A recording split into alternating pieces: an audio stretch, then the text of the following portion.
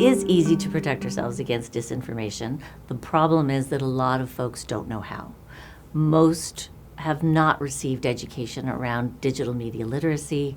It is in our schools currently, but there are many of us who are no longer in the school system and who haven't been in the school system in a very long time, and we're out there consuming this information as well. So it's how to share the skills and how to make folks aware of the problem and how to make folks understand there is something they can do about this.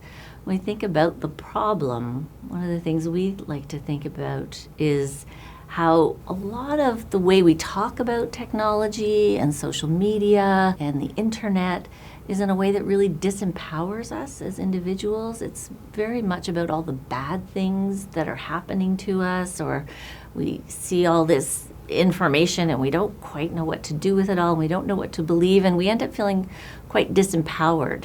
I think one of the things that we all want to do is take back some control and feel like we can control both the information that we see, what comes across our screens, if we're engaging and using any of the social media platforms to access our news, and we know that most people are using them to access their news and information, especially younger folks. So how can we be sure that what we see is real, but also that we feel in control of it and we don't feel like we're being controlled and we're being manipulated by everything that we read?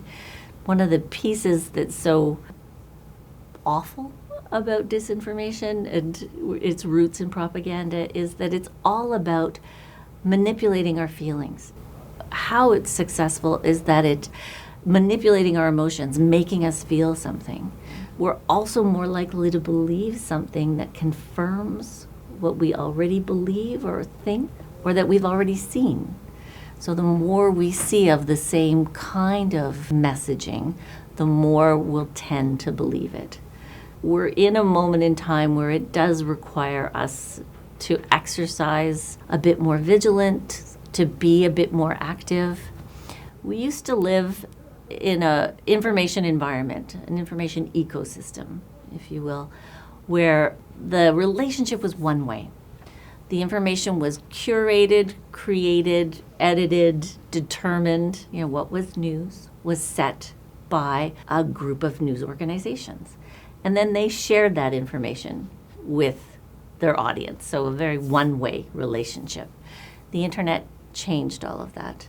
It put us all at the middle of the information ecosystem. Each and every one of us, as soon as we go online and start to create content, comment, like, share, we have become part of the information ecosystem. So the entire model has changed. It's no wonder that we're struggling and trying to figure all this out. But what that means is we have access to more information than ever before in human history.